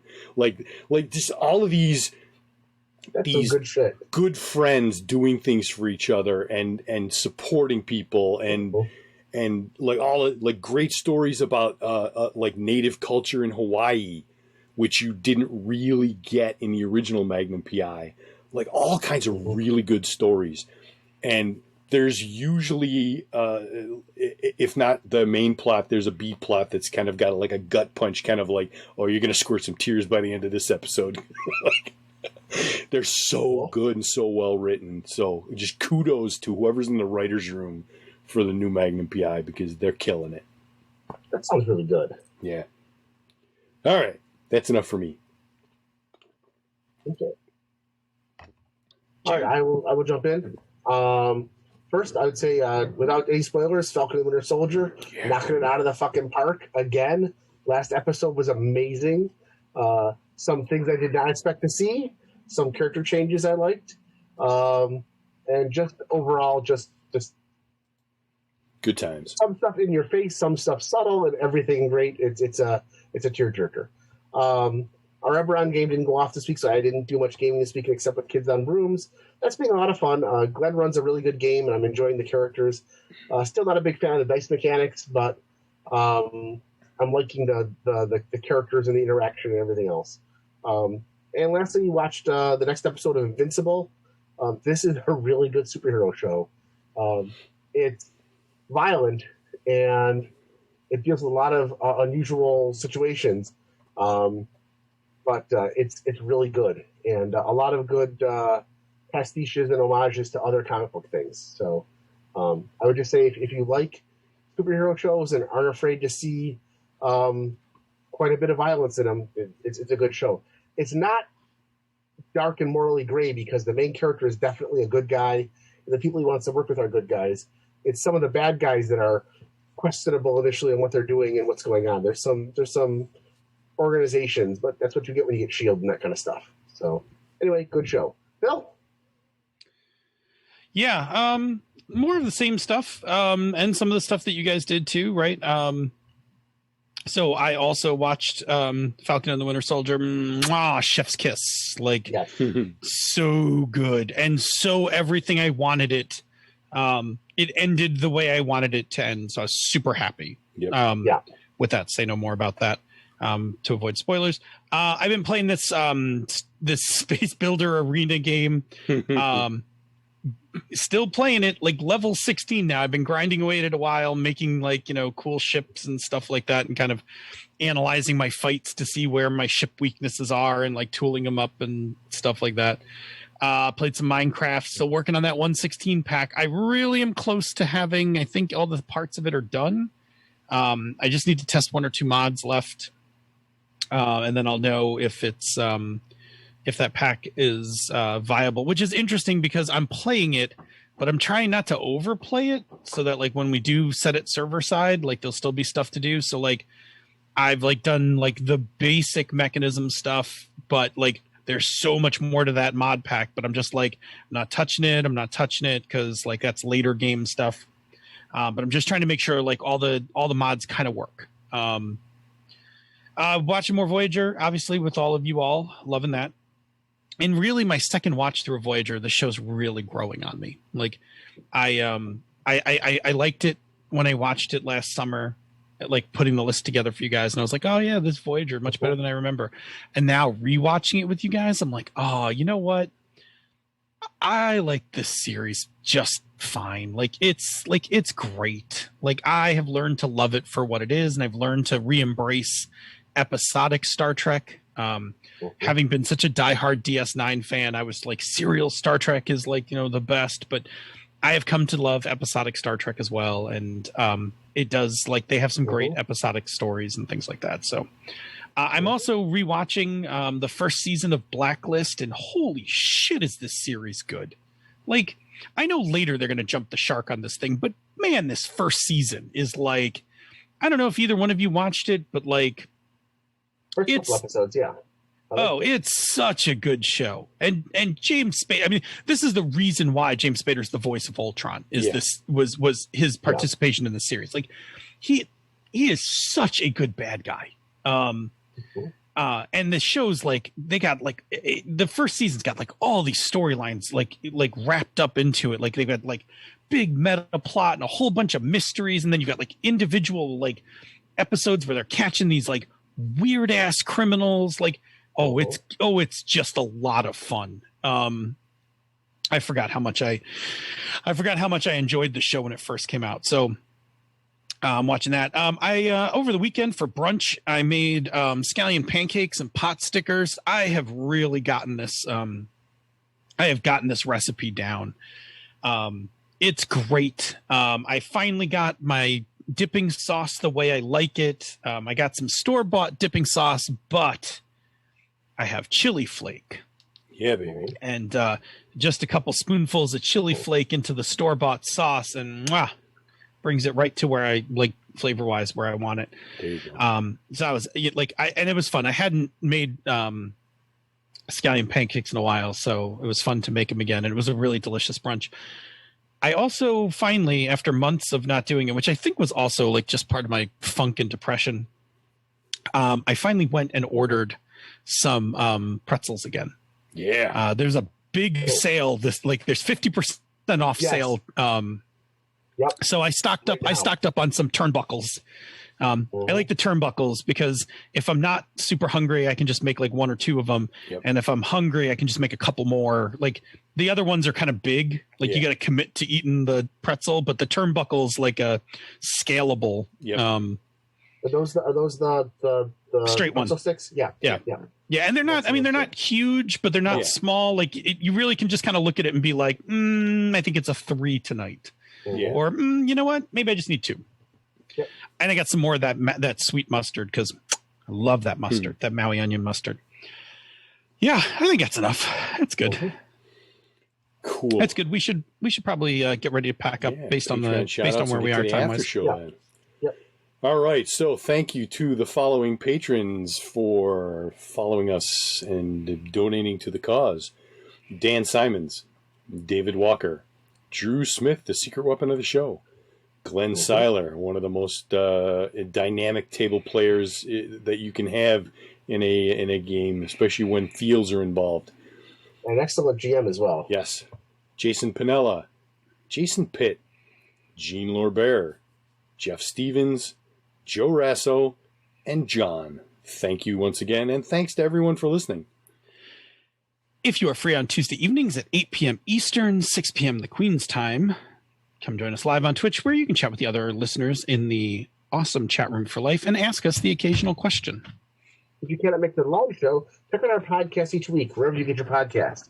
And take a listen to some of the other shows in the Misdirected Mark Network, such as Mastering Dungeons, Bones Stone Obsidian, the FM Gamers, Panis Talking Games, the Gnome Cast, Janku Hustle, The Lounge, Bonus Experience, and back episodes of Shooter Super Geek. You can and should also check out our sibling podcasts, Tabletop Bellhop, The Knights of the Night, and the always amazing Gaming MBS. After you have accepted your mission and before you put your master plan together, leave us some feedback. We can probably give you some extra intel. You can reach us directly via email, mmp@misdirectedmark.com. Check us out on Twitter. The show and the network is at Misdirected Mark. And I believe, because Jerry turned on and off his camera, I don't know where anyone is right now. So I'm not pointing anywhere. One of them is Robert M. Everson. One of them is GM Gerrymander, and me, I'm DNA Phil. If you like what we do here and on the other shows in the Misdirected Mark Network, you can support our Patreon campaigns, and please do. MMP, Mastering Dungeons, and Pandas Talking Games are at patreon.com/MMP. Zhangu Hustle is at patreon.com/Zhangu Hustle, and Bonus Experience is at patreon.com/Bonus Experience. Patrons of MMP, Mastering Dungeons, and Pandas Talking Games get access to the after show, pre-production show notes, musical parodies, the Bamboo Lounge, and other special releases. This has been a Misdirected Mark production and Media Armor Encoded Designs. Mic drop. We out.